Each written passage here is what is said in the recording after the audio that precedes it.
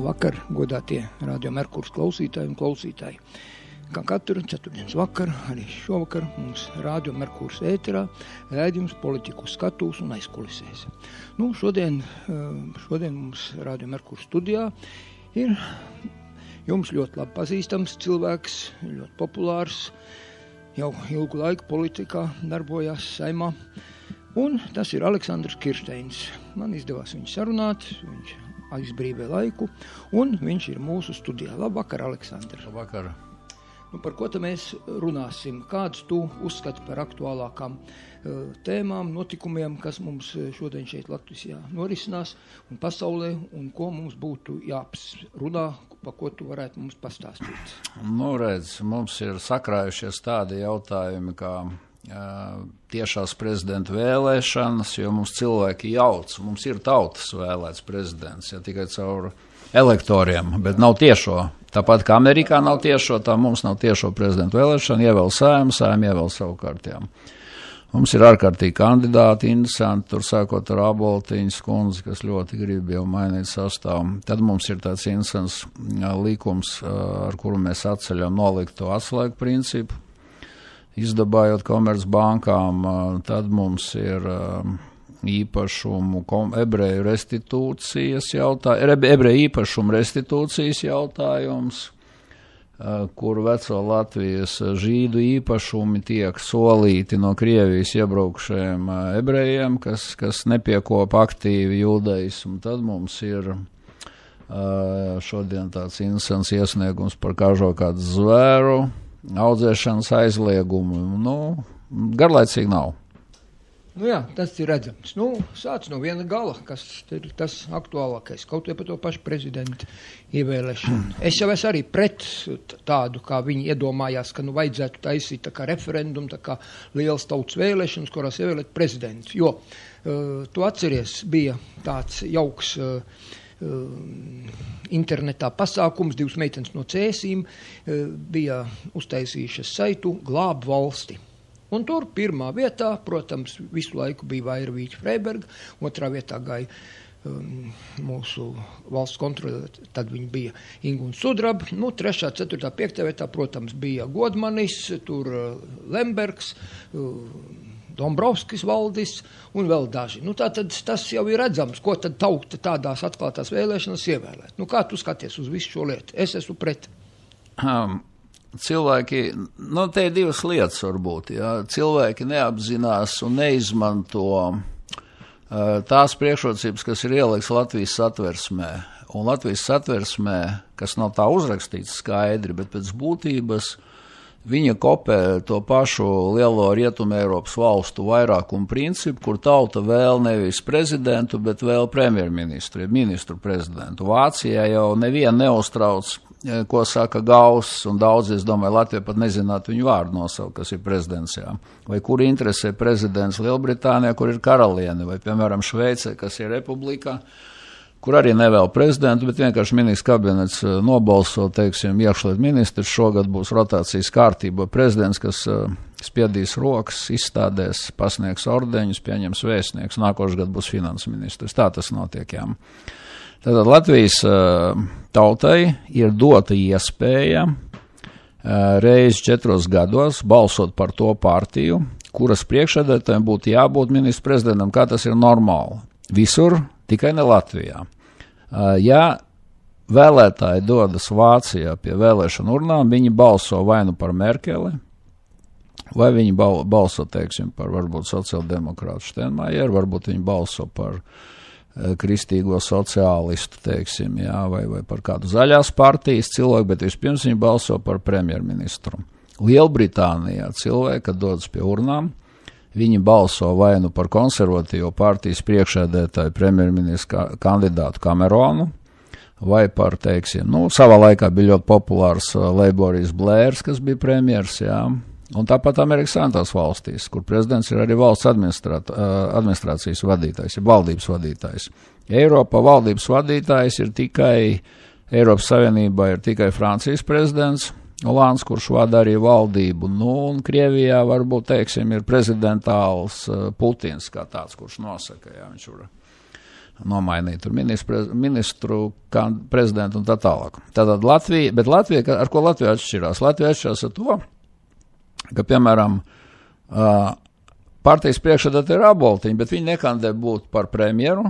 Viņi saka, mēs te piemeklēsim, kad jau mūs ievēlēs, tad mēs skatīsimies, tad varbūt mēs atradīsim tur kādu no zemkopības ministrijas, kādu valsts sekretāru, un atrod laimdot straujumu, Un ar to, protams, grēko, diemžēl, ir mūsu Nacionālā apvienība, kur mums ir 2 līdzpriekšsēdētāji, tai pašā laikā partijas priekšsēdētājs mums sēž Briselē, kurš nemaz, tas ir restīvi ministru prezidenta kandidāts mums sēž Briselē, kurš nav partijas priekšsēdētājs, tai pašā laikā tie partijas priekšsēdētāji netaisās būt premjeri, kas ir pilnīgs absurds un kas, protams, ir jāmaina tā sistēma.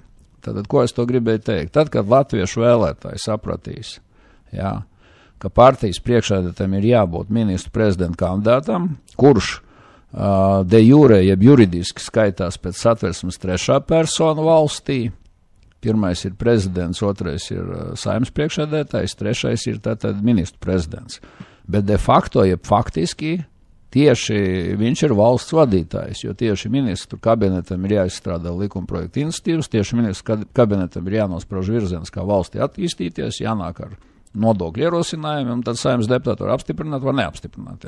Tad mēs šo principu, kas mums ir ielikts, tiesības ievēlēt spēcīgu prezidentu, bet ministru prezidentu neizmantojam. Un tagad mēs sakam, nesaprastami, ka Eiropas valstīs vada ministru prezidenti šīs valstis, kā jau es teicu, sākam gudrot, ka mēs kaut ko mainīsim. Labi, kas mainīsies, ja tauta ievēlēs valsts prezidentu, kuram tāpat nav valdība pakļauta un kuram nekādu lielu pilnvaru nav? Viņam ir diezgan lielas iespējas, bet tieši tāds pašs kā Saeimas ieceltam, viņš var aicināt ministru prezidentu, uz papīra viss saka milzīgs pilnvaras, bet redziet atkal, ja partijas nevienosies atbalstīt parlamentā šo ministru prezidentu, valsts prezidents jau var aicināt kaut vai 10 reizes, neviens jau to viņa kandidātu neapstiprinās, tā kā tik un tā viņiem nav nekāda iespēja pat premjerministru ielikt, to nosaka balsu izkārtojums, ir jāizveido ar vairākumu koalīciju, un tad tas tiek piedāvāts prezidentam, prezidents formāli aicina,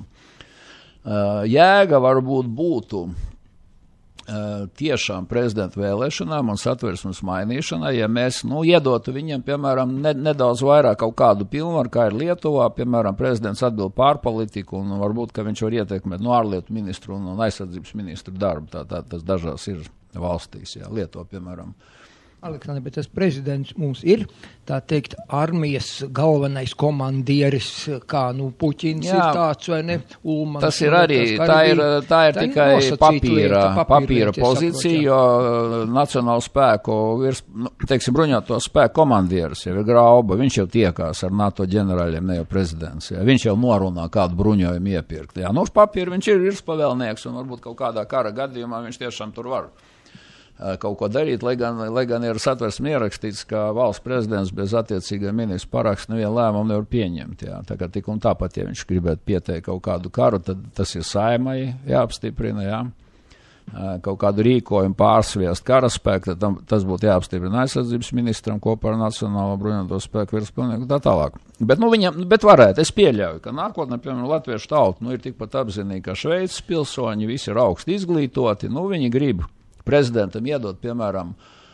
tiesības veidot ārpolitiku, nevis ārlietu ministram, kurš ir izpildītājs, bet, teiksim, lai prezidents maina satversim. Bet tad iedomājieties vienu lietu, Ja mums Sudrabas partija no sirds Latvijai spēja uz 7 kandidātiem iztērēt oficiāli vairāk kā 700 000 eiro, tad uz vienu vietu viņi ir iztērējuši vairāk kā 100 000.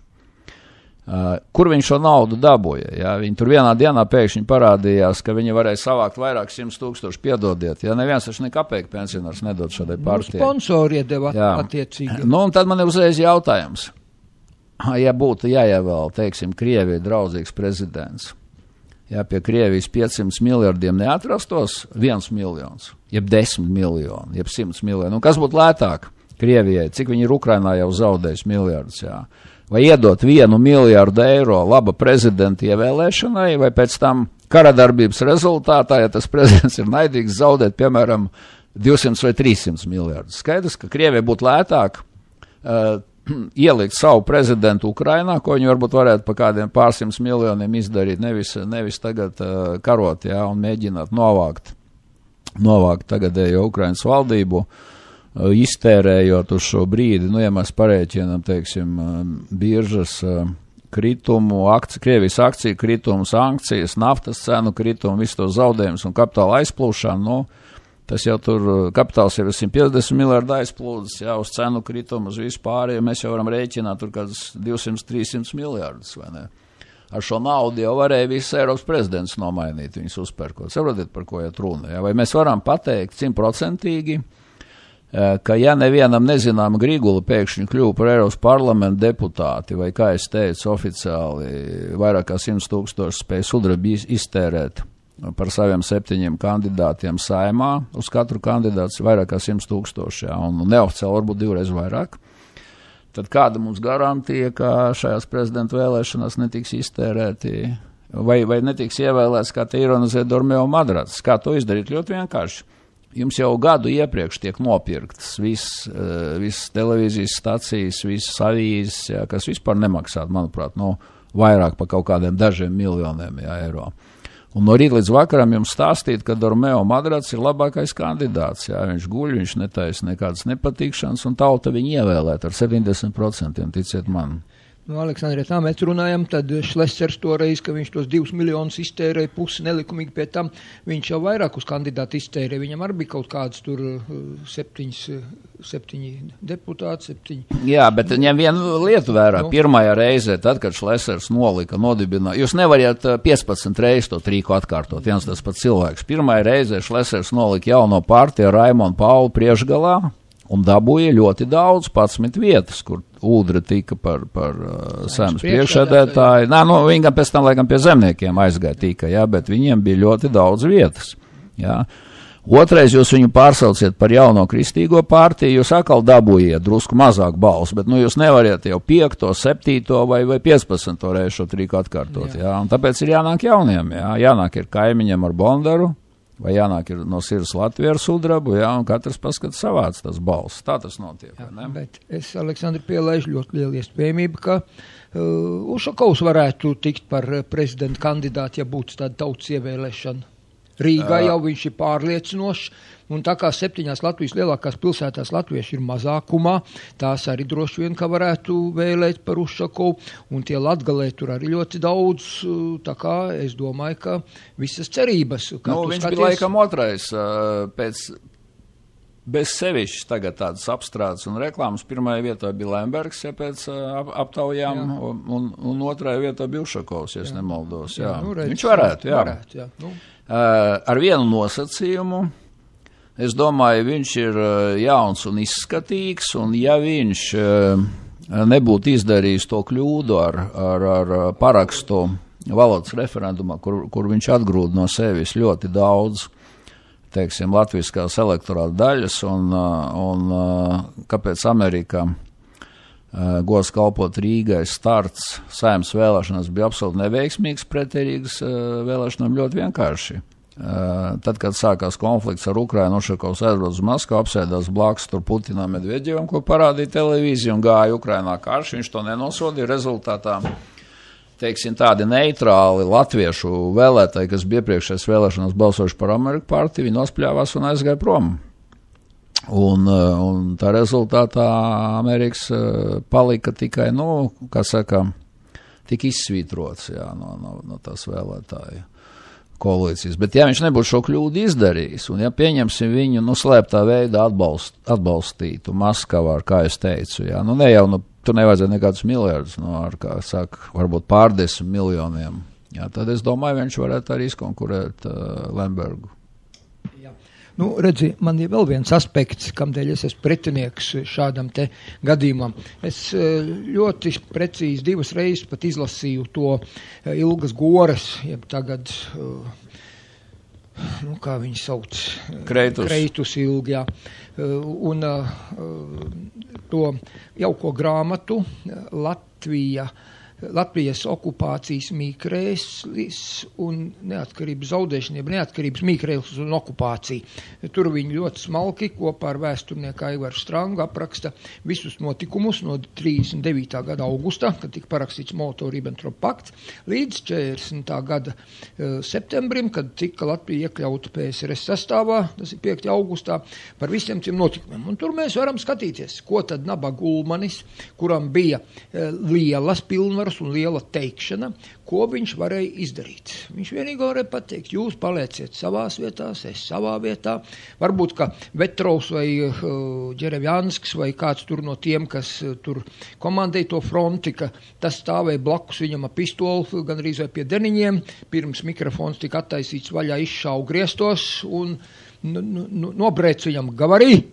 Un tas neatliks neko citu, kā nolasīt to, kas tur priekšā rakstīts. Jo, ja kā viens cilvēks ar tik lielām pilnvarām, tas ir bīstami. To var nopirkt, uzpirkt, viņu var visādi šantažēt. Nu, labi, Ulmanim nebija ģimene, tā teikt, tur nevarēja ģimenes locekļiem, pa ķīlniekiem paņemt un šantažēt un draudēt, un vēl visādas lietas. Bet katrā ziņā tādas lielas pilnvaras, kā mums cilvēki iedomājas, ka nu, tas būs īstais glābējs, tas nāks, un tas ir vispārīgi absurds. Kā tu skaties uz šo lietu? Jā, es piekrītu pilnībā. Es tikai teikšu tā, ka Latvijas bojā eja 40. gadā, lai kā dažiem tas nepatīk, manuprāt, tika ieprogrammēt 19. un 20. gadā. Jā, un manas pārdomas ir, man šis pārdomas radās izlasot āra Puriņu vēsturniekam. Nu, tās 2 grāmatas par Andriju un Niedru un tā tālāk, jā, kur tika viss, kas safantazēts, ka viņš ir bijis tautas nodevējs un nav atbalstījis tur Ulmaņu valdību un tā tālāk. Un mēs nu pat bijām Cēsīs. Kaspars Kļaviņš, vēsturnieks, izrakstījis grāmatu par Cēsu vēsturi, un tur arī par tām Cēsu kaujām. Un, piemēram, ārkārtīgi interesants jautājums, kāpēc Baloža komandētājs latviešu 5000 cilvēku, kas bija uz to brīdi jau 19. gadu vasarā Cēsu kaujās, kāpēc nepiedalījās Baloža latviešu bataljoni šajās kaujās. Tas ir ārkārtīgi interesanti, jā. Mēs zinām, Ziemeļlatvija, Igauņi, kopā tur tā kā esot sakāvuši Landesveru un tā tālāk, vai ne? Skolnieki. Jā, un viss kas, bet kaut kā Balodis nē. Balodis nē. Jā. Arī Balodis 40. gadā, ka lasot šo te Ilgas Goras grāmatu, tur ir ļoti tā loma viņam jau tā teikt noņēma nost beidzamā brīdī, vai ne? Ielika viņu vietā citu Verķijā par virspavēlnieku ģenerālu. Bet tas jau vairs neko neglāba, jo visu laiku, es domāju, ka Balodis bija darbojies, tā teikt. Man ir cits viedoklis, es tev pateikšu savu viedokli. Es domāju, ka Balodis tajā laikā bija lojāls Niedras valdībai kā tādai, jā, un es uzskatu, ka Cēsu kaujas tas nebija, nu kāds murgs, ka mēs tur esot kaut kādus vāciešu sakauši, kuri bija parakstījuši kapitulāciju un bija pakļauti, teiksim, Londonas rīkojumiem, jā. Tā bija kauja starp Niedras, teiksim, un Ulmaņu piekritējiem šī gadījumā, un stāstīti, jā, kā mums tur arī skolā tagad māca, ka Cēsu kaujās, nu tur vācu baroni gribējuši it kā pacelt tur kaut kādu galvu, un tad ir atkal jāatgriež pie Niedras valdībā parakstītā tā saucamā lielgruntnieku un mazgruntnieku tā saucamā vienošanās, par ko skolās nemāca, kur vācu mužniecība atteicās no liekajām zemēm par labu Latvijas agrā reformai, jo Niedra un vācu mužniecība uzskatīja, ka zemes sāli ir jābūt mazgruntniekiem. Tas ir skan it kā mazgruntniecība, jā. Tie ir zemes īpašnieki, tie ir latviešu zemnieki, jeb zemes sāls, jā. Tie, kas ir lasījuši Līduma dūmos, jā. Nebija jau nekāds Niedra muļķis, lai viņš tur skrietu, izkalpoties kaut kādā veidā vāciešiem. Viņš taču Līduma dūmā saprast, ka nāk spēcīgs latviešu saimnieks, kas ar savu darbu, prātu, konkurences rezultātā kļūst turīgs, nu, un pārņem varu un tā tālāk. Jā, un Niedras valdības pamatdoma, jeb ideja bija valsti balstīt uz spēcīgiem un balsts tiesības dot spēcīgam latviešu saimniekam, jā.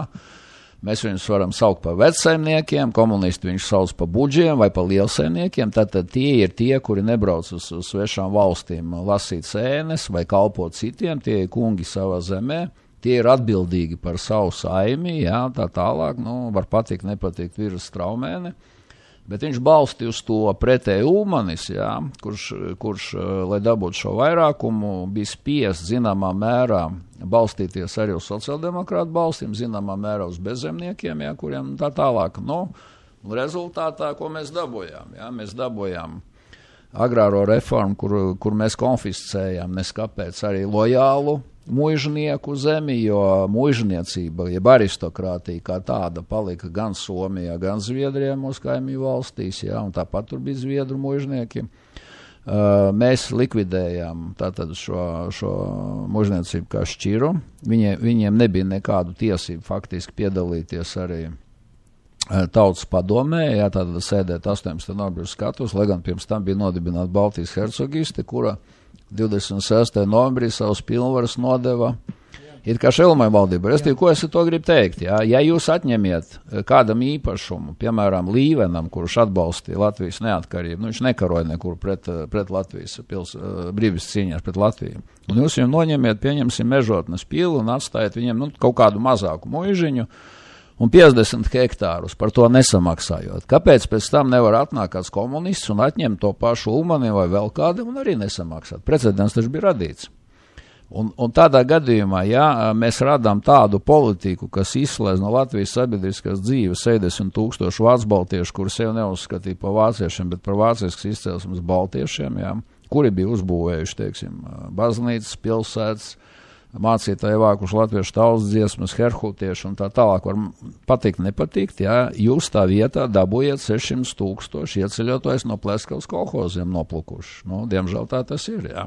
Un mēs vēl, kā raksta vēsturnieks Kaspars Kļāviņš, mēs vēl strepsim šo savārījumu, vismaz 3 līdz 4 paudzes, ja ne 100 gadus, jā. Tāpat arī vecrīgas katastrofālais stāvoklis, ja tur 70% iedzīvotāji bija šos namus, kas bija uzcēluši, bija vācu baltieši un dzīvo ar savām ģimenēm, viņiem tagad nebija bērni logi izdauzīti un ar zirnieku tīkliem aizauguši, un tur bija vakaros gaisma, jā. Pēc tam, teiksim, viņi repatriēs 39. gadā, īpašums pārņem utaks, pa lēto pēc tam kaut kādiem tur izpārdod, kurus pēc tam atkal arestē un izsūta vai nošauj tur 40, 41. gadā, 49. gadā un pēc tam atdod ieceļojušiem kolhozniekiem no Pleskavas un Sarātovas, jā. Uztais komunālos dzīvokļus, tad jūs dabūjiet Vecrīgu, kur apakšā ir prieka mājas, Lombardi visādi un kaut kādas tur izsišanas kafejnīcas, kur apmāna ārzemnieks, un augšie stāvi ir tukši, jo kadastrāla vērtība bezjēgā sacelta Rīgas pilsētā, un tur nedzīvo mākslinieki kā Monmartrā, mūziķi un studenti, kuriem te vajadzētu dzīvot, jā, ja tie dzīves apstākļi tur ir slikti. Bet kadastrālās vērtības dēļ jūs tur dzīvokli nevariet noierēt, viņi stāv tukši. Paskaties, augšā logi izdauzīt daudzām mājām ir, jā, Vecrīgā. Tas ir rezultāts, mēs maksājam par to, jā, kāda politika bija, diemžēl, nesauksim, bija ļoti labas lietas. Un redzi, ja nebūtu sācies otrais pasaules karš, un Latvija bija sasniegusi milzīgas sasniegumus, varbūt, un nebūtu šī vācu-baltu repatriācija, kas radīja veselīgu konkurenci, un atcerēsimies, ka tām 70,000 vācu-baltiešu dzimtām te bija radi gan Krupam, gan Poršem, gan Bošam, gan vācu lielrūpniekiem, nebija nekāda problēma. Teiksim, tā kā daudz izlaid pēc otrā pasaules kara no cietuma, viņiem nebija nekāda problēma, kā Poršem uzreiz viena Austrijas čulnītī jau sāk zīmēt uz vatmaņu jau jauno sporta automobīli, ja, kur gada laikā jau saražoja 2000, pirmo Poršu viņš Austrija uzzīmēs čulnītī. Tad Latvija būtu tāpat industrijā, jā. Un tad, kad jūs viņus visus nogaliniet vai izsūtiet vai deportējiet, ja, plus latviešu inteliģenti un dabūjiet pretīm, šādus tādus, tad ir tas, kas mums ir, vai ne? Un rezultātā es domāju, ka ja būtu saglabājusies, tad, ja būtu šīs draudzīgās attiecības, tad nekāds Ribbentrop-Molotov pakts jau te vispār nevarētu būt kā tāds. Tā kā par to arī vajadzētu padomāt. Līdz ar to es pilnīgi piekrītu, ka viens cilvēks viņu var uzpirkt un nav pašreiz tā situācija. Ja blakus būs demokrātiska Krievija, teiksim, tādā ziņā demokrātiska, jā, ka viņai nebūs, teiksim, prezidentu vai caru, kuri teiks, ka lielākā kļūda bija PSRS sabrukums un ka jāatjauno impērija. Tad mēs varēsim te sapņot par tautas par tiešām prezidentu vēlēšanām, jā, vai saukt viņus par tautas prezidentu vēlēšanām. Es domāju, pagaidām tomēr paliekam pie šīs daudzpartiju konkurences, kurai ir viens plus tikai daudzpartiju sistēmai, ka viens otram skatās uz nagiem, jā, un ja viens kaut ko tur nozog, grib pārdoties, tad pārējie bļauj. Jā, nav jau cita, tas jau ir labi. Nu, cilvēki domā, jo nevar vienoties, ka tur plēšās. Nu, ziniet, aizbrauciet uz Izraelu, tur vispār nav procentu barjeras. Tur, ja nemaldos, tur kaut kāds 18 partiju deputāti ir ievēlēti. Jā, nu, tā kā bija Ulme laikos, un tad, ka vajag savākt balss, tad tur, teiksim, vai nu sociāldemokrāti, vai piepērk arābus, kas tur ir, kur ir deputāti, vai piepērk tur pa vienai balsi, jā, bet tas ļauj skatīties uz nagiem un uzturēt šo valsts neatkarību. Nu, sarksoņi, jā, un tā ir, diemžēl, mūsu hibrīda kara apstākļos, par ko mēs varam arī parunāt, jo cilvēki neapzinās, ka Latvija nav piefronts, Latvija ir kara zonā. Jo modernais karš jau ir hibrīda karš, jā, un tikai tie, kas nezin, teiksim, neorientējas politikā, viņš saka, Putins tagad ies uz Kijevu, vai kur priekš kā viņam ir vajadzīga Kijeva, vai priekš kā Putinam ir vajadzīga kaut kāda sašķelta Ukraina, jā, kur Maskava barotu, piemēram, Doņetsku, jā, un Kijeva tur barot kaut ko. Viņam ir vajadzīga vienota Ukraina, bet viņam vajag, lai Vilis Lācis būtu priekšsēdētājs, kas izpilda visus Putina rīkojumus. Jā. Un to viņš var panākt tikai šādā veidā, priekš kā viņam Doņetska un Luganska vajadzīgi, lai visu laiku terorizē. Tas ir tas hibrīd karš. Es biju tagad sestdien svētdien uz Eiropas Savienības Ukrainas tādu fórumu kārtējo par karu Ukrainā. Jā. Tad hibrīd karš, jūs radiet nestabilitāti, jūs visu laiku traucējat attīstīties Ukrainas ekonomikai, apšaudot viņu tur laiku pa laikam, jā. Tad viņiem ir jāvelta aizsardzība milzīga nauda, jāmaksā visādiem tur, teiksim, karavīriem, jā, līguma termiņu kareiviem, jo viņiem arī pašvāk iet ar to iesaukumu. Jūs izplatiet melīgu informāciju radio un televīzijā, jūs nodarbojaties ar interneta, teiksim, troļiem, trolēšanu, kas liek iekšā, jā. Nepatiesa informācija un tā tālāk. Līdz Ukraiņiem tas apnīk, valdība nespēja nodrošināt iedzīvotājiem normālus apstākļus, nākošais vēlēšanās ieliek Putina cilvēku, ja, tā kā Grūzija, teiksim, kurš saka, Sakašvili cietumā, redziet, mums sakal viss zeļ un plaukst, jā. Vai cilvēki sāk sapņot, ka viņi grib atpakaļ, teiksim, Janukoviču, pie kura taču dzīve bija labāka. Ja? Nu, tagad es gan domāju, tā nenotiks, jo Eiropas Savienība kopā ar Eiropas komisiju, tas ir Starptautiskais valūtas fonds kopā ar Eiropas komisiju 20 miljārdi. Ja? Tur bija Eiropas komisija bija laikam 1,7 un valūtas fondam tur tagad vēl tur kaut kāds 17, cik viņi piešķīruši. Tad kopā būs apmēram 20 miljārdi, ar ko pat zogot Ukrainā varētu stabilizēt tomēr to dzīvi viņiem un ekonomiku. Jā. Bet Latvija ir tieši šādos pašos hibrīda kara apstākļos, kur visu laiku tiek izplatītas baumas. No vienas puses, no otras puses, jā. Mums strādā 5 Putina kanāli, kas no rīta līdz vakaram, stāsta visādas pasakas, ka Ukraina nav nācija vai ka Latvija, teiksim, atzimst fašisms, ar ko, Krievi tiek skalota, tad tiek izmantota, jā. Šī tā saucamā tautiešu grupa Maskavas interešu dēļ runā kaut kādas pasakas tur par Latgales atdalīšanos un Lattelekom vēl dēsni translē šīs televīzijas programmas, jā. Es tev, kad tas viss beigsies agri vai vēl, un Krievija būs, normāla tā, teiksim, Eiropas, viņi varbūt nebūs Rietumēropas, bet viņi būs normāla Eiropas valsts, kas būs ieinsēta turbūt kultūras apmaiņā un ekonomikas, normāla ekonomikā, ja, tad mēs varēsim pie šī jautājuma atgriezties. Lai ir tas tautas vēlēs. Būs tā kā Lietuvā, lai gan viņiem ir tautas vēlēs, bet viņi paksu noņēma, ja, mums it kā Igaunijā savukārt ir parlamenta vēlēts, bet nav problēmas ar Ilvesu, ja. Tas atkal pierāda, ka ne jau, kā es saku, vajag paskatīties spoguli, es taču nemainīšos pēc savas būtības no tā, jā. Tāpat kā muitnieks, kas zog vai kontrabandists, taču nemainīs savus tikumus atkarībā no tā, kāda veida prezidents mums būs, vai ne? Mums jākoncentrējas ir uz šo. Bet tagad, kas ir interesanti? Jā, kas parāda, zināmā mērā morālās īpašības. Mēs esam uzzinājuši, ka vienotība ir tikusies ar zemniekiem, lai spriestu par to, kādā veidā Aboltiņi, kas ir ļoti godkārīgs cilvēks, varētu kļūt par prezidenti. Un tās izmaiņas jau tu zini, jā, tad ir piedāvāts, ka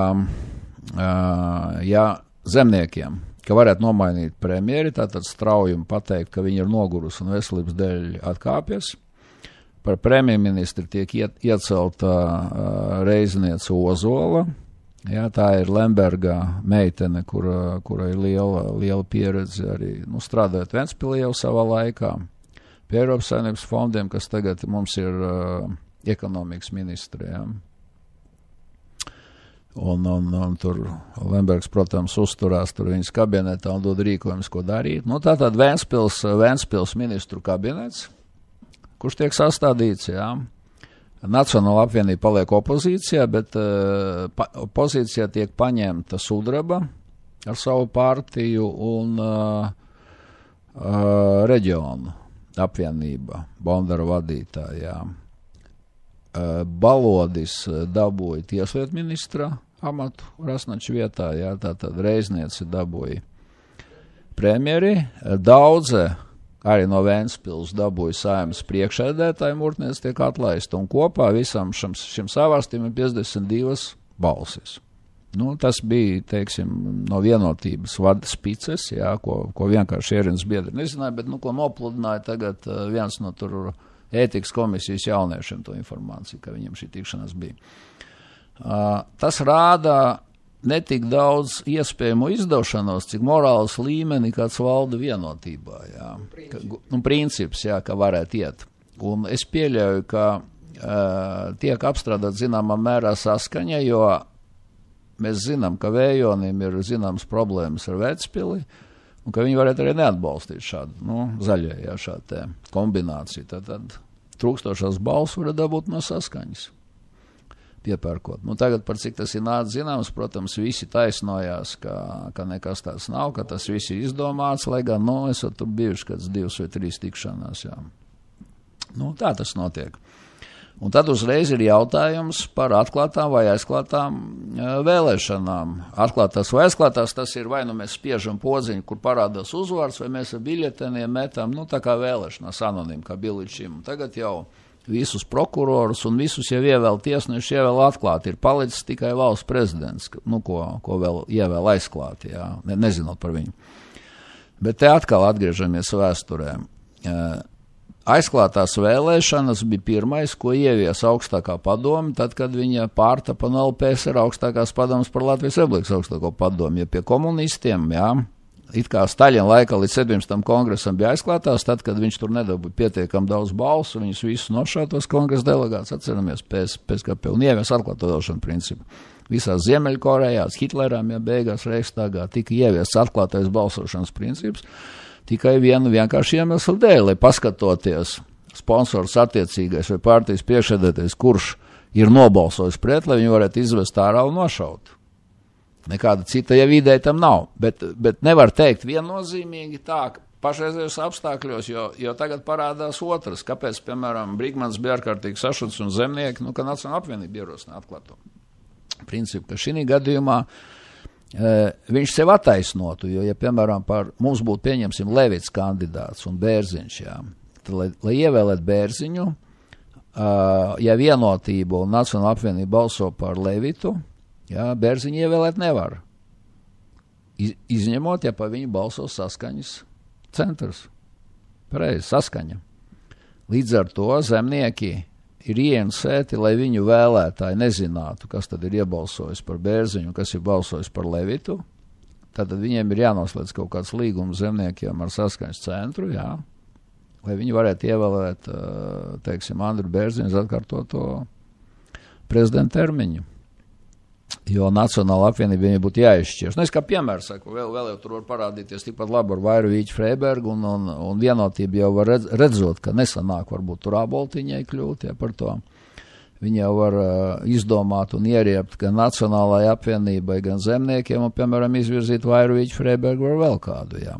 Bet šī gadījumā tauta un visi redzētu, tātad šie te cilvēki balso par bijušo tur PSKP nomenklatūras pārstāvu vai pa Vairu Vīķu Freibergu, vai, nav svarīgi, jā. Un kurš? Un tāpēc ir it kā, varbūt, ka šī gadījumā tas atmaksājas, jā. Lai gan ilgtermiņā, protams, ka arī šis atklātības princips var pavērsties pret pašiem, jā. Jo, piemēram, aicinot pēc tam kuru aicināt par premjeru, prezidents ievēlētais var paskatīties. Pieņemsim, notiek kaut kāds ārkārtas gadījums un Saeima krīt un jānosauc jauns ministru kabinets, jā. Un tad prezidents paņem sarakstu un skatās, paga, jā. Kāpēc man likt par ministru prezidentu, teiksim. To, kas bija pret mani viņš tad. Viņš taču man ir izsvitrojis, vai ne? Nu, tāpat, kā iedomājas prokurors vai tiesnes augstākās tiesnes. Nav draudzīgs man, priekškam tādu vajag. Vai sāp priekšnieks, viņš dod tev pielaidi, jā, un tu pa viņu nebalso, jā. Viņš tev paņem un pēc tam pasaka. Viņam jau nekas nav jāpaskaidro. Viņš tev nedod pielaidi, tu nevar būt vairs ministrs, vai ne? Nu, tas ir tā jocīgi, jā. Es arī, piemēram, justos nērti. Mums bija ārlietu komisija, piemēram, vēlēja komisija. Mēs vēlējām ar biļetenēm, ja es, piemēram, negribētu zināt, kurš ir balsojis par mani vai kurš pret, jā. It kā jau tev jābūt neitrālam, bet, tu ej kafiju iedzer, bet, tu redzi, ka viņš tēlo draugu, bet, viņš tev ir izsvitrojis, jā. Tad labāk, lai es nezinu, tad viņas ir aizklāts, viņš tur iemet savu zīmīt, Dievs ar viņu, vai ne? Es nezinu, tā. Jā, tā ir. Jā. Būtība jau nemainās, bet principā, protams, ka demokrātiski ir, un arī, protams, tad nevar partijas spīts uzspiest tam cilvēkam, viņam nav pieņemam. Ir kaut kāds, piemēram, nolikt atslēgu princips, es balsoju pret. Kāpēc Saeimai būtu jāpiekāpjas tagad bankas spiedienam? Bankas piedraud ar ultimātu, jā? Jo ideja ir kāda, ja mums būtu bijis nolikt atslēgu princips, tad 2005. gadā Zviedru bankas, kam ir ļoti laba pieredze, jo viņiem pašiem ir jau 2 krīzes bijušas lielas nekustamā īpašuma jomā, viņas taču nevērtētu 3 istabu dzīvokli Ķengaragā, $20,000 vērtu, viņas taču nevērtētu pa €100,000 vai €120,000, kā šīs bankas darīja. Jā. Un tad beigās nabaga, ka sāks krīze, cilvēki atlaiž no darba, viņam atņem gan dzīvokli, ko viņš jau pusi ir izmaksājis, ar visu to dzīvokli šodien nevar pārdot dārgāk par kādiem 30 vai 40 tūkstošiem. Jā, dzīvoklis viņam ir atņemts, un viņam vēl ir jānomaksā attiecīgi tur kaut kādi 70 vai 80 tūkstoši bankai. Jā. To, ko viņi bija viltīgi tur piekombinējuši. Jā, ka viņi šādi te ņems. Ja būtu nolikt atslēgu princips, kā Amerikā, jā, labi, jūs noliekiet atslēgas un jūs esat brīvi, un tad jau banka vērtētu, par cik viņš šo dzīvokli var pārdot. Un ja viņi redz, ka viņš nemaksā vairāk par 20 vai 30 tūkstoši, tad arī cenas neceltos vairāk. Ja? Tad pirmkārt jau ieguvēji būtu pircēji. Un 23 tūkstoši, ja viņš ir samaksājis, viņam jau vēl 100 jāsamaksā. Ja? Jau uzskats mākslīgi. Un pēkšņi bankas pasaka, pirmo iemaksu pacels tagad. Un kas ir, protams, meli, ja? Jo kur tad var šantažēt valsti izņemot Latviju? Tad vajadzēja otrā dienā pašvaldībām pateikt, ka mēs no šīm bankām izņemam savus līdzekļus. Un tas bankas, ja? Jo, piemēram, Citadele jau finansē jaunās ģimenes, piemēram, viņiem ir programma, kad vienu bērnu viņi, ja piemēram, ir 3 bērni, tad pirmā iemaksa ir tikai 5%, ja 2 bērni, tad 10%, ja 3 bērni, tad 15%. Kāpēc viņi var ar 3 bērniem iedot kredītu, kur pirmā iemaksa ir tikai 5%? Tāpēc, ka viņi noslēgusi līgumu ar ekonomikas ministriju, caur banku Altumu, kas ir valsts banka, ja? Kurai piešķīra pagājušā gada 300,000, tagad palielinājusi garantiju fondu €600,000, kas garantē to pirmo iemaksu, ja tos 5% vai 10%. Tad ir atkal jautājums, kāpēc tad mēs neiedodam, teiksim, 6 miljonus garantiju fondā, lai visi ģimenes ar bērniem varētu dabūt par 5 vai par 10%. Jā. Mēs iedodam kaut kādai Kargina bankai 2 miljārdus vai ne, bet mēs nevaram iedot latviešu ģimenēm 6 miljonus, mēs iedodam tikai 600,000. Un nevajag, viņš nebaida nolikt atslēgu principus. Viss, kas var notikt, cilvēks var saslimt, zaudēt darbu, labi, atdot to, bet tu esi brīvs, tev 10 gadi tur nemocīs. Ja? Tā kā diezgan dīvaini bija tas, ka mēs it kā uzreiz piekāpāmies, ja? un atkal atceļam, ko mēs pagājušajā gadā pieņemam šo noliktu atslēgu principu. Tagad it kā formāli varēs, līgumā būs 2 iespējas. Ka bankām obligāti jāpiedāvā variants ir, ka tev ir pilna atbildība, tad tu dabūji varbūt pirmo iemaksu 5% šo hipotekāro kredītu, un ja tu piekrīti tikai uz noliktu atslēgu principu, tev pirmā iemaksa 30%, kā bankas draud. Tā. Jā, mēs tā drusiņi aizgājām tajā lobbyam. Tas bija par šo nolikto. Es domāju, ka tās bankas vispār jāņem pie dziesmas un jālikvidē. Mums bija, tas starp citu ir ārkārtīgi interesanta lieta. Tie, kas ir lasījuši Klīves grāmatu Neatkarības gadi, tas ir laiks no 20. līdz 40. gadam, ko viņš apraksta, kad viņš bija Latvijas bankas prezidents, un viņš bija līdz 34. gadam arī Zemnieku saimniecības frakcijas priekšsēdētājs Saeimā. Gulmai labā roka. Un viņam, un aizsilnieku tautsaimniecības vēsturi. Un tajā tautsaimniecības vēsturē jūs varat izlasīt, ka Latvijas laikā tieši, tad saimnieciskais it kā uzplaukums vēl pirms krīzes, 27. 28. gads, jā. Latvijā bija gandrīz 700,000, tur plus mīnus, tur tā. Kooperatīvas krājasdevu sabiedrības. Katrā pagastā, dažos pat vairākas, jā. Un ideja bija kāda, kooperatīva krājasdevu sabiedrība, tad katrs zemnieks iemaksā zināmu summu, Latvijas banka pieliek tādu pašu summu klāt. Un, ja, piemēram, pavasarī pietrūks tur graudu sējai, vai varbūt jānopērk minerālu mēslu, un tad no jaunās ražas var atdot, tad apgrozāmie līdzekļi momentāli bija šeit krājasdevu sabiedrībās. Jā. Un no sākuma ārkārtīgi interesanti, ka, protams, var teikt tā, vai tad cilvēks neaizņems un neatdod? Jā, no sākuma tā bija. Ļoti daudz šīs krājasdevu sabiedrības nobankrotēja, tāpēc, ka bija bezkaunīgi cilvēki, kas izņēma, vai tur vadībā, jā, kur viens cilvēks izņēma, teiksim, lielāko daļu naudas, tāpat kā ar bankām. Jo cilvēks ir vājš, un viņu zaudējumu, zināmā mērā, nācās palīdzēt arī Latvijas bankai, bet Latvijas banka gāja palīgā ar tādām sēklas naudām, ar kaut kādiem tur aizdevumiem, uz maziem procentiem šiem krājasdevu sabiedrībām. Un kaut kādos 10 gados viņas nostabilizējās, viņas palika lielas, turīgas, jā. Un cilvēki jau zināja, ka šis saimnieks ir godīgs, viņi taču viens otru pazīst, viņam var aizdot, šis saimnieks nav godīgs. Un tagad tas, ko tu saki, Vācijā Komercbanks ir mazākumā. Vācijā, piemēram, bagātajā Vācijā, vairākumā ir tā saucamā zemes bankas, tad kooperatīvā šīs te krājasdevu sabiedrības, jā, tad ir pašvaldība, mazo pašvaldību bankas, jā, un tikai tad nāk Komercbanks, kas ir kā 20-30%. Un tie ir tie, kas bīda šo ekonomiku, ja cilvēki viens otru pazīst, gadu no gada, ja tu zini, kam var aizdot naudu tāpat kā savam kaimiņam, kam nevar, un ekonomika rotē. Šeit mēs esam nolikvidējuši hipoteku banku, mums ir ārkārtīgi maza viena, tā saucama attīstības banka, kura pati naudu neaizdod, bet viņi atbalsta ar šiem te projektiem, kurai ir ļoti mazs kapitāls, jā, un es tev pateikšu pēdējo sensāciju, ko tu varbūt nezini. Gazprom pārdod, Latvijas gāzi, jūs ziniet, tātad šeit Latvijā, jā, mums ir Inčukalna krātuve, un Latvijas gāzes sastāvdaļa bija tātad Eon vācu firma, tad kas mums tur vēl ir Urgāze vai kas mums bija, un lielākā akcija pakete ir Gazpromam, jā, kopā ar Iteru 51% Savickim. Un tagad vācieši savu to paketu pārdod. Jā. Un bija doma, vai Latvijas valstī vajadzētu pirkt vai nevajadzētu pirkt, jā, jo tā jau ir tomēr gāze, vai ne, privāts biznes zināmā mērā. Bet tagad, ja paskatāmies, kas tad piedāvājas pirkt, ir izveidojies konsorcijas, kurā ir Spānijas banka, Vācijas banka, jā, es nezinu, tur 100 miljoni vai 200 miljoni, cik tā paketa maksās, jā, tie 49%, kuri ir nopelnīti. Un es skatos, viņas visas ir valsts bankas. No Vācijas tā ir tāda līdzīga, kā mums bija hipoteka banka, kur tika izveidot Maršala plāna laikā, lai apkalpot Amerikai naudu, kura pieder valstī. Jā, tad skatāmies Spānijā, Itālijā, Francijā. Viņiem kaut kā ir saglabājušās šīs valsts bankas, kuras tātad pirks, vai ne, mūsu Latvijas gāzes vienu sastāvdaļu, vienu šo paketi, 49%, vai ne? Un kur tad ir Latvijas banka? Kāpēc mums stāsta?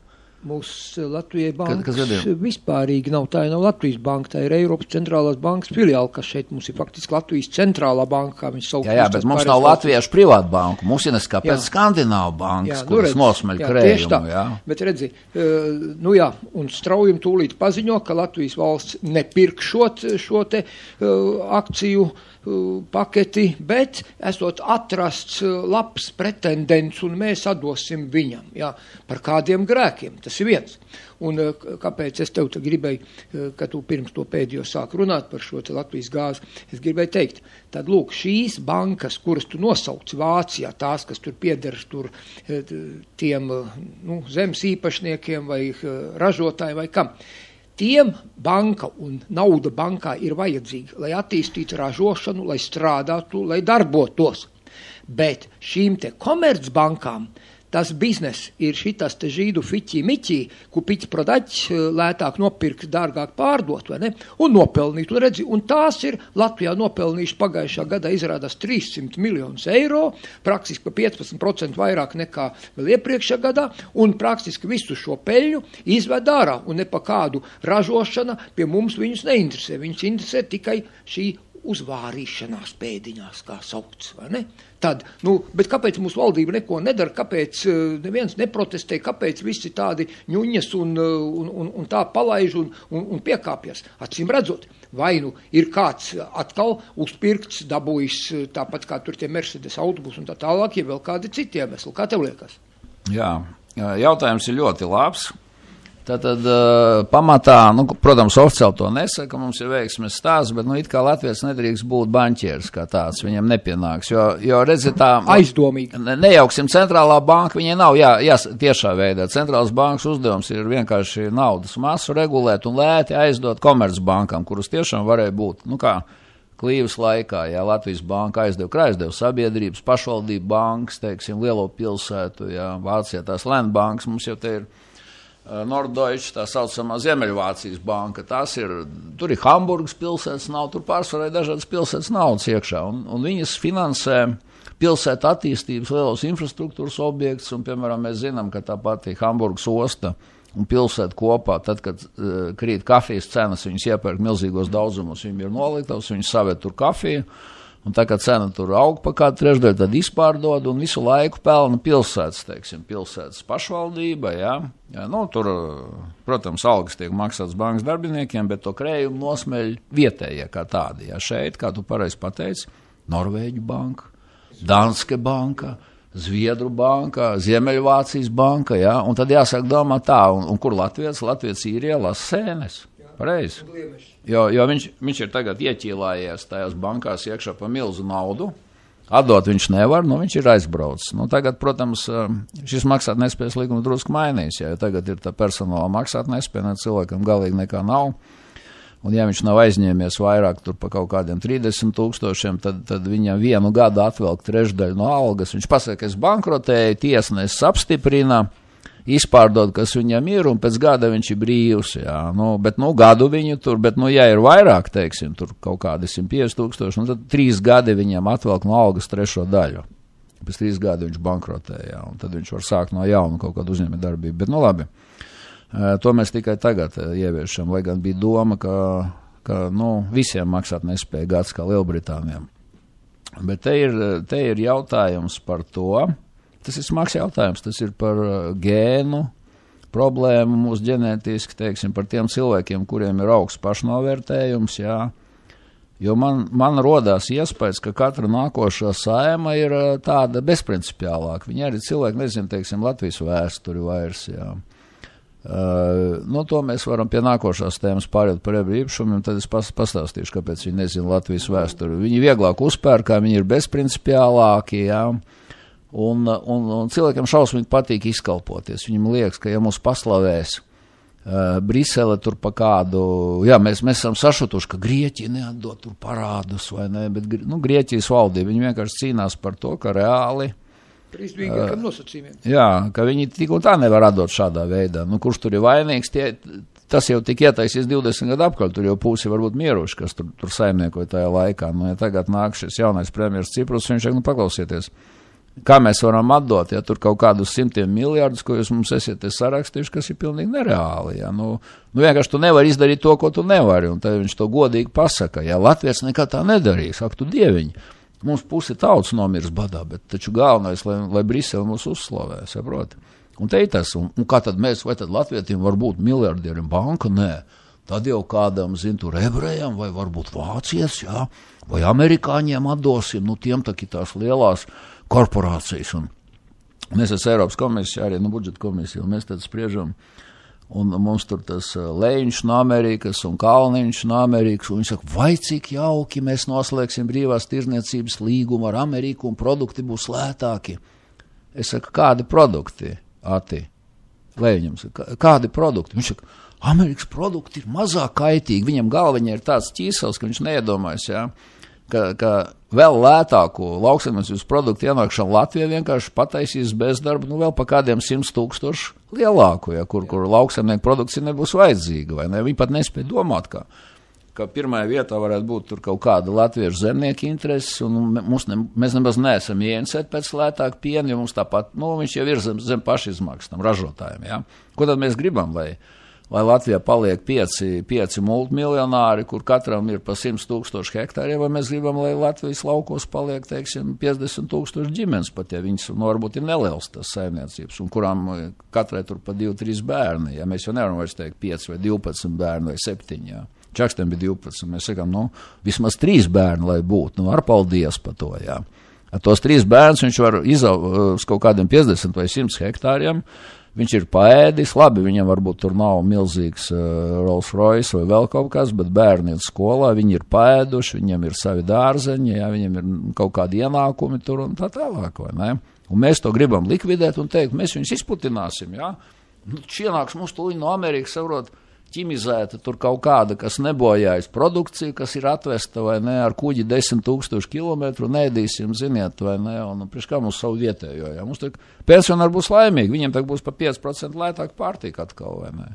Lai viņi tur visi paliek pa bezdarbnieku. To mēs redzam, cukuru piemērā solīja, ka būs gandrīz vēl cenas uz pusi, salīdzinot ar to, kas bija cukuram, ja mēs pasaules cenas ir zemākas, viņš ir lētāks, redzēt, tikai izrādās pilnīgi pretējais.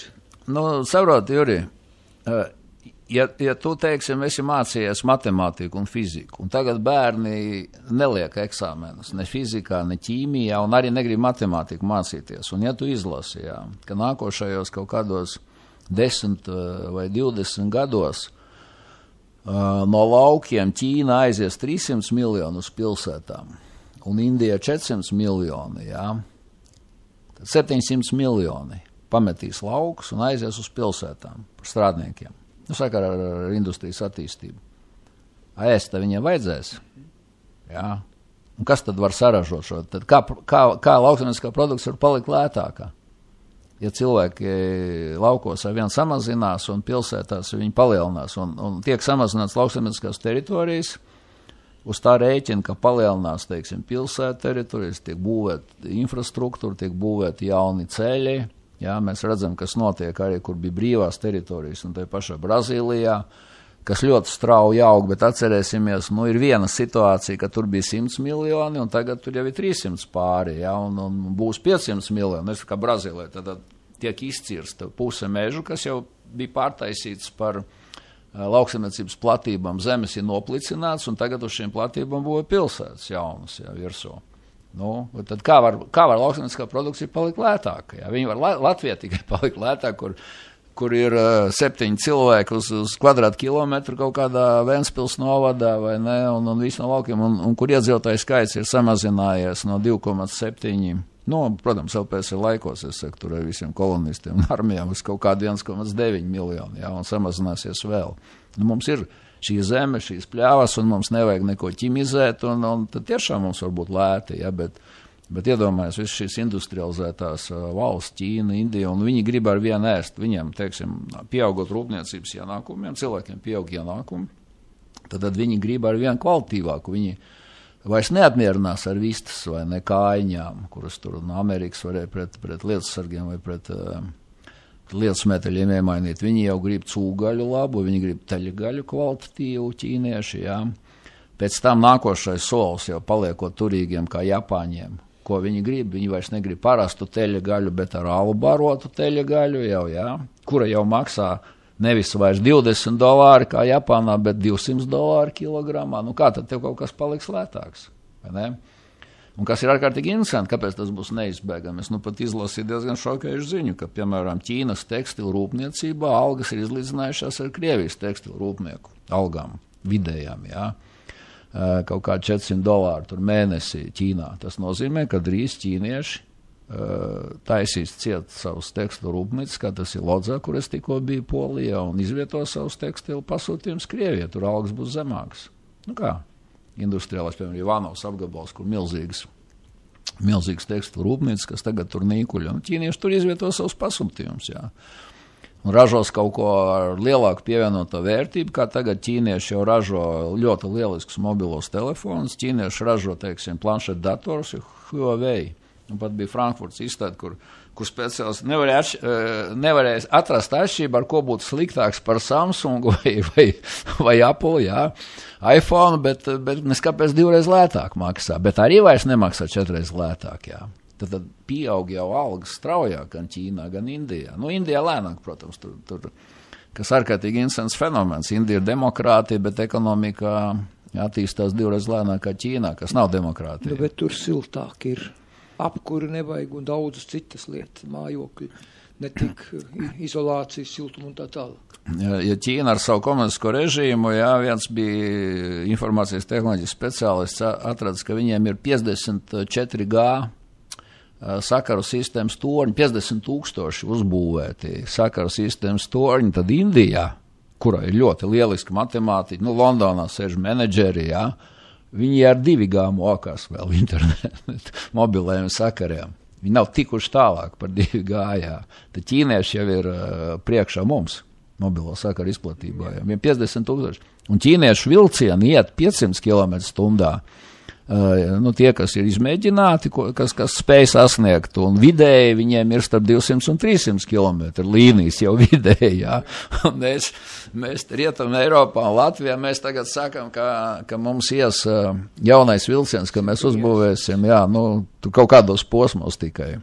Latvijā, man liekas, vispār nekur neiet ātrāk pa 100, ja tagad vēl joprojām. Nu, iet 120 daži reizi. Posmi daži ir, jā.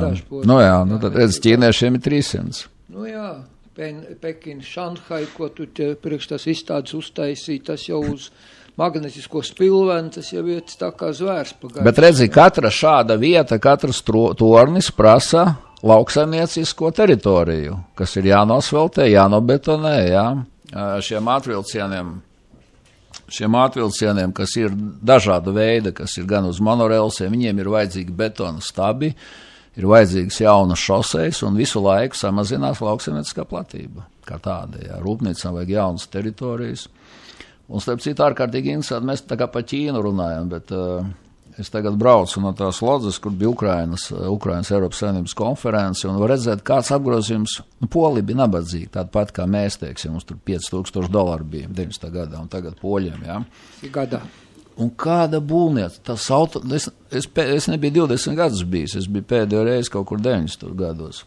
Un es atceros, tie šaurie ceļi, kaut kādi traktori, tur zirgu tādas oras brauc, ja, es ar mašīnu braucu pa to Poliju vienreiz. Un tagad, zin, tādi 2-3 joslu ceļi sacelti visur, vai ne, un joņā, un visur būvē tādas loģistikas noliktavas, kā mums Garkalnē, jā. Bet tādas, kas kaut kur aiz horizontas, kilometru garas tādas var redzēt, jā, loģistika, preču. Nu, tas nozīmē, ka viss notiek, ka tur kaut ko ieved, kaut ko aizved, kaut ko piegādā veikaliem, kaut ko tur pārkrāmē, jā. Bet viss tas ir uz lauksaimnieciskām platībām, jā, arī Polijā, arī Eiropā, jā. Tad, ko tas nozīmē? Tas nozīmē, ka produkcija Latvijai būs arvien dārgāk, un mēs arvien vairāk nopelnīsim eksportējot. Tad ir, ja pareizi rīkosimies un sakārtosim visu šo te paredzot uz priekšu. Nu, ja nebūsim visu zemi pārdevuši, jā. Jo redz, mums arī saka tā, nu tur... Zviedru pensiju man ar pārdevis, Kirsteins arī esot tur pa liberu. Mēs taču bijām par to, ka māju, jā, ka brīva zemes pārdošana ārzemniekiem, bet kādā veidā, ja tu pērc rūpnīca, tad arī zeme zem tevis apakšā. Nu, kā, piemēram, ienāca ādažos amerikāņi, tā reizi, ko viņi tās pārslas gribēja Kellogs ražot vai kas, jā. Bet taču mēs pieņēmām jau augstākā padomē tāreiz un 5. saimā, ka nedrīkst pārdot vairāk kā 10% lauksaimniecības, no pagasta teritorijas lauksaimnieciskās zemes uzņēmumam, kas ir kopuzņēmums ar latvietim, teiksim, ar kanādieti, jā, vai kaut kam, un ārzemnieki vispār nedrīkst pirkt lauksaimniecisko zemi kā tādu, jā. Un tagad mēs pieņēmām likumu, ka Eiropas Savienībā, nu, mums bija jāatceļ, kā ārzemnieku var pirkt, bet ir drakoniski nosacījumi, jā, ka tev tad vai nu tev ir jābūt kaimiņos, tev jābūt lauksaimnieciskai izglītībai, tu vari pirkt tikai lauksaimnieciskai ražošanai un tā tālāk, jā, un priekšroki nomniekam ar lauksaimniecisku izglītību un visu šo. Bet mēs jau nepadomājam vienu lietu, ka to zemi jau izpirka tad, kad drīkstēja būt tikai tie 10%, jā, kopuzņēmumiem. Jo tur ļoti vienkārši nopirka jau Bērziņš un Kalniņš to zemi. Iedeva viņam tur kaut kādas pāris 10 000 uz viņa vārdu noformēts un saimnieko tur kas vai ne, vai nu Zviedru, vai Kanēdiena Agra, vai kas tur vēl piepirkuši, vai vācieši, jā. Vai nonomāja. Paskaties, kur zeme, cik vācu. Protams, vai tur kaut kas slikts vai nav slikts, es teikšu tā, ļoti daudz tādi, kas bija, jaunie zemnieki no Vācijas vai Dānijas, viņi ir aprecējušies ar vietējiem meitenēm, bērni, ja, teiksim, Jelgavā mācās, ja tur latviešu skolā, labi. Labāk tad mums ir tāds vācu, tā sakot, imigrants, kas ir latviešu skolu beidzis, nekā kaut kur no Āfrikas iebrauc musulmanis, manuprāt, kas tāpat nestrādās lauksaimniecībā vai ne. Un tā.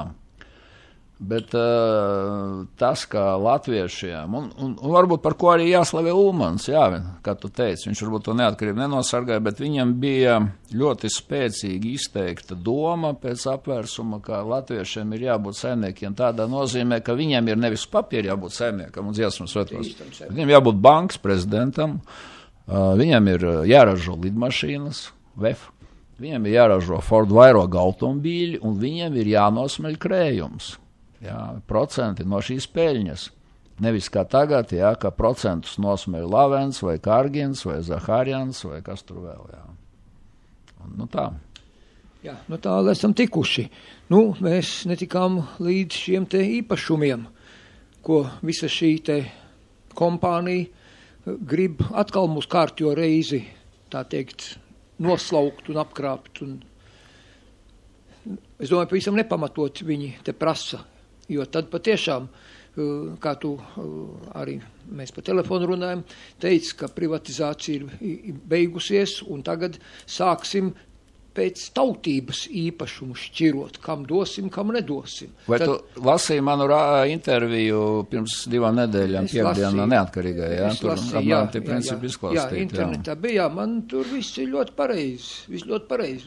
Dažos vārdos pasaka mūsu klausītājiem tā saīsnīt. Redz, te ir ļoti vienkārši. Tātad, es arī daudz nezināju tās aizkulis, bet man iznāca parunāt ar dažiem veciem Latvijas žīdiem, jeb, var teikt, jūdi, ja nepatīk šis vārds žīdi, kas tiešām ir ticīgi un kas piekopš šos jūdeismu rituālus un kas sevi negrib, tāpat kā Gordons, Franks Gordons, jā, kas negrib, ka viņi sauc par ebrejiem, no padomszemes iebrukšiem. Un viņi saka, mums jau neko nevajag, viņi piekrīt, jā, ka tad, kad mēs atjaunojam neatkarību, mēs 88. gadā izveidojam vēl LPSR laikos Latvijas ebreju, viņi tad saucās Latvijas ebreju biedrībā, jo tad it kā arī tur, to padomju savienībā vārdu žīds nedrīkstēja lietot, Latvija viņa aizliedz LPSR tautas izglītības komisārs ar dekrētu, jā, un viņi nedrīkstēja nosaukties, un tad tur bija Rapiņas, atceros, tas Barkahāns, Rabīns, un vesela rinda, bet tie bija tie vecie Latvijas īsti ticīgie jūdaismu rituāls piekopošie cilvēki, kur bija ļoti reāli, viņi teica, mūsu nav daudz, 90 kaut kādā 5. vai kad bija tā skaitīšana, tad uzrādīja, ka vecie starp viņu kultūras biedrību pilsoņi bija tikai kaut kādi 45%, jau arī viņiem jau tad bija 55% iebraucēji no Padomju Savienības. Un te viņi teica, viņi grib atpakaļ tur kaut kādas sinagogas, tur zemi, teiksim, jā, ko valsts bija konfiscējusi, teātri, kas bija skolas ielā, kas nebija izpirkts Ulme laikos, jā, un to visu viņiem atdeva, tad to slimnīcu, Bikur Holim, tai slimnīcai bija žēlsirdīgo māsu filiāle, kurā nebija slimnīca, bet viņai vajadzēja tās telpas, un to visu atdeva. Tairēzē, jā. Un tad viņi teica, lai valsts labāk finansē to Hasīdu pamatskolu, viņi gribēja to Ļubaviču Hasīdu pamatskolu speciāli. Citām reliģijām nav pamatskolas un judīstikas centru, universitātēm, lai nofinansē to ebreju muzeju. Un par to vienojas un viss bija kārtībā. Tagad viņi nomira tur, gan Rapiņi, gan vai ne, tas Barkāns, tagad paiet kaut kādi 15 gadi, 10 gadi, 2005. gadā parādās pavisam jauna organizācija, kas ir nosaukusies par ebreju draudžu un kopienu padomi, ko vada tāds Suharenko, kas ir ieceļojis no Padomju Savienības. Kam nav nekāda sakara ne ar Latviju, ne ar jūdaismu rituāliem, jā, un kurš, nekādīgi nevar būt žīds, vai ne, viņš var būt, teiksim, evrejs, viņš var būt hazārs, jā, bet nevar būt nekāds latviešu žīds, jā. vecai nozīmē, labā izpratnē. Un šie vietēji nemaz neko neprasa izrādās, es parunāju. Bet kur veltīgi šie no Krievijas iebraukušie blēži ir izdomājuši, ka cilvēki rietumos, Eiropā vēl to zina, bet, piemēram, Amerikā nesaprot, ja, kāda ir atšķirība, kas tie tādi, ja. Un viņiem ir labi sakari, viņi aizbrauc uz Amerikas Savienotām valstīm, un demokrāta partijas lielākie finansētie ir ebreju organizācijas, homoseksuālistu organizācijas un šīs te visādas ebreju organizācijas. Suharenko ir Rietumbankas viceprezidents, un Rietumbanka pat ir tā galvas organizācija ir Amerikas žīdu kompānija. Un viņi aiziet un saka, ziniet, viņš ir labi izrēķinājis, kāpēc viņa bankā nevarētu ielikt 30 miljonus. Tas bija vēl Latvijas, tātad 40 miljonus eiro.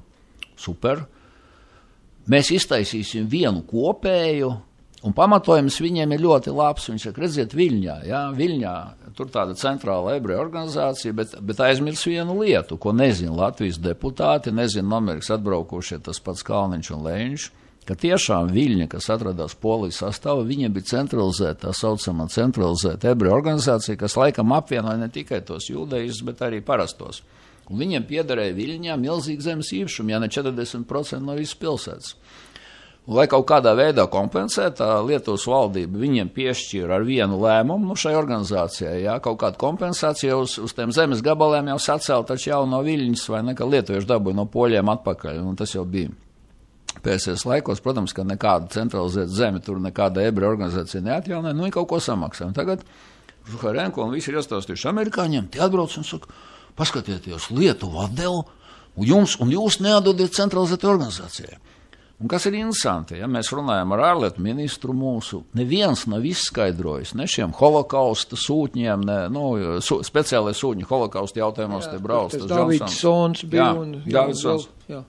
Ne viņu bija Clinton, ne demokrāta partijas pārstāvjiem, ka Latvija bija tieši otrādi, ka Lietuva bija savstarpēji naidīgas organizācijas, jo, piemēram, bija kreisajiem, bija komunistiem tāds Arbeterheim, Arbeterheim. Žaboķinskis nodibināja militarizētu organizāciju 23. gadā. Un tad bija centrā bija konservatīvie tādi kā Dubīnas saimnes deputāts, kur uzskatīja, ka nekāda Palestīna un Izraela nav vajadzīga, jo jāatzīst, tur, kur tev Dievs ir nolicis un jāstrādā Latvijas labā, bija cionisti, un skaties blakus, bija cionistu organizācijas, kuras teica, Latvija mums tikai pagaidām, mēs te taisam vai ne šitās, bet ar jauniešu organizācijas apmācām viņus fermā strādāt un prom uz Izraēlu, mums tā Latvija pie kājas, Skolotāju apvienības bija divas, Ivrits un Jidiš, vai ne?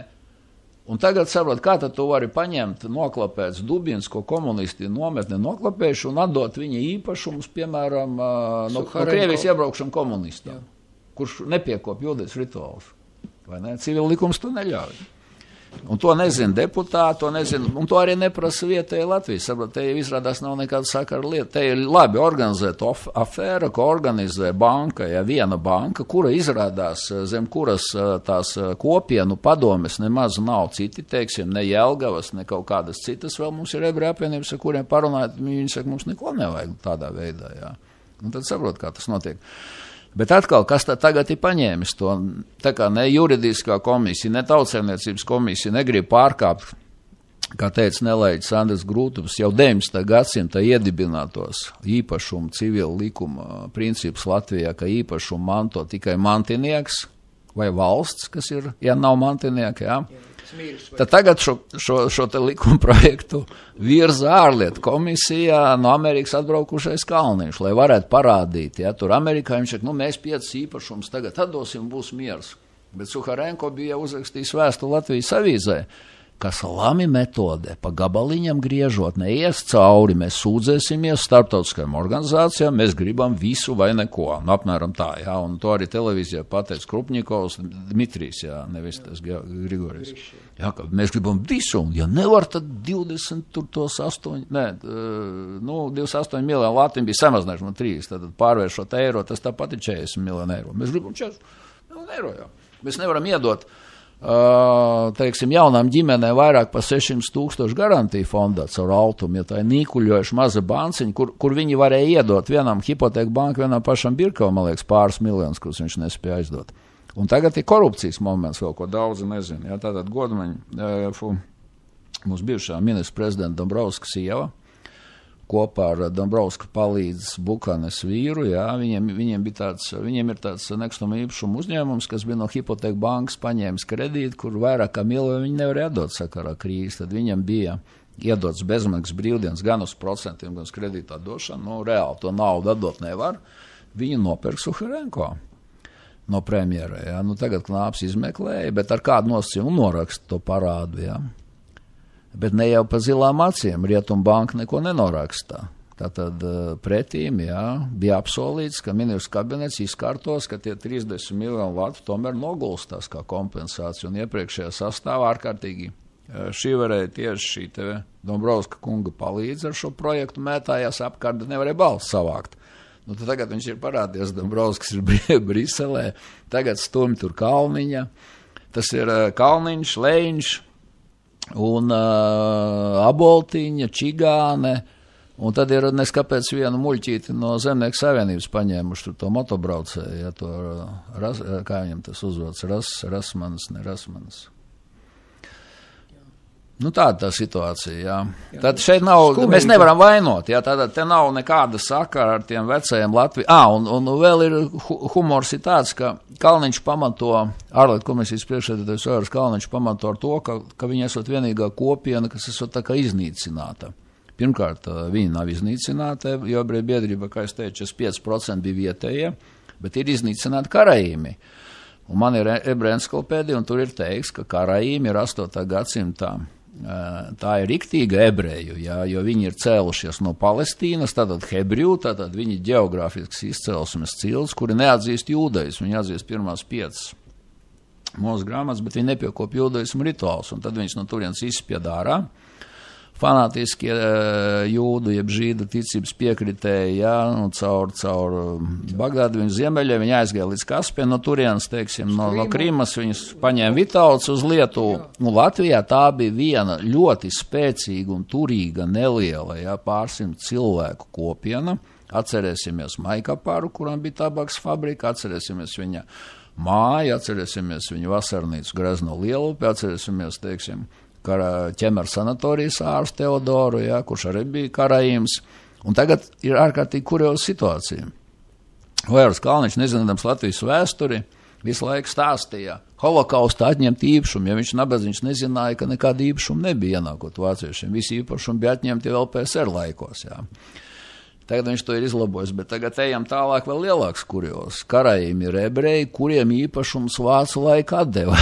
Vācieši izpētījuši, ka tie neiet uz sinagogu, ar speciāliem likumiem bija Lietuva atdevuši bolševiki atņemtos īpašumus Karaīmiem, jā, kurus tagad ir noklapējuši komunisti. Maikal par izsūtījumu viņš aizgāja bojā, jā, bet viņiem ir, attiecīgi no tās ģimenes, tur laikam mās kaut kādas ir emigrējuši Parīzē, un kāpēc mēs viņiem neatjaunam īpašumus? Jā. Tagad nākošais Vācu-Baltu kopiena, kur palika. Jā. Tikai muļķis var pateikt, ka viņi brīvprātīgi izbrauca, vai ne? Viņus taču izmet Ribbentrop-Molotovu pakta rezultātā. Kāpēc viņi neaizbrauc 38. gadā, bet pēkšņi visi aizbrauc 39. gadā? Tad viņi nav jāatjauno, viņu devums, jā. Tad atdodam operu viņiem. Un pēdējais, ar ko es arī beidzu, šodienas uzstāšanos, zini, Nacionālais teātris bija Krievu teātris, ko sameta tirgotāji un uzcēla. Jā, savā laikā, jo par cik bija vāciešiem, tad bagātie Krievi domāja, mums taču arī vajag teātri, vai ne, sameta naudu uzbūvēja, atdodam Nacionālo teātri nepilsoņu kongresam par nepilsoņu izcilo ieguldījumu lielajā tēvis karā atbrīvojot LPSR no vācu fašistiskiem iebrucējiem. Kuram tad, vai tad antihitleriskā koalīcija būs pret, viņi tā kā aplaudēs mums, protams, ne? Nu, kā mēs esam vienojušies. Jā, ar antifašistiem un Girsu priekšgalā. Korenu un visiem Putina draugiem, jā. Tā uz priekšu. Jā, vārds sakot, tu mūs uzjautrināji ļoti pēdējā cēlē. Bet mēs visu izrunājām, būtisko. Atslēgas, mums palika vēl ļoti daudz neizrunātas. Nē, es te pa Saeimas aktivitātēm, kas paliek arvien komiskākas. Jā, atgādināšu prezidenta vēlēšanas. Mūsu klausītājiem, ka man Radio Merkūra ēterā raidījumā politiku skatus aizklausīties bija Aleksandrs Kirsteins, un ar viņu Lapinskas Jūras šeit sarunājās, un mēs ar viņu šeit ļoti interesantas lietas izrunājam pavisam citā skatījumā, citā griezumā, kā tas ir pierasts mūsu avīzēs, mūsu radio un televīzijā. Paldies tev, Aleksandru. Paldies tev, ka uzaicināji un līdz nākušai reizei. Protams, būs priecīgs tev redzēt atkal nākošai reizei. Nu tad kaut kur maijā, kad būs prezidenta vēlēšanas, tad apspriedīsim jauno kandidātu. Ātrāk, es domāju. Nē, nu jau ir. Labi, Aleksandri, vēlreiz tev paldies un paldies mūsu mīļiem klausītājiem par pacietību un uzcītību raidījumu klausoties un uz sadzirdēšanos. Atkārtojums rīts, 18. un paldies. Paldies, redzēšanos.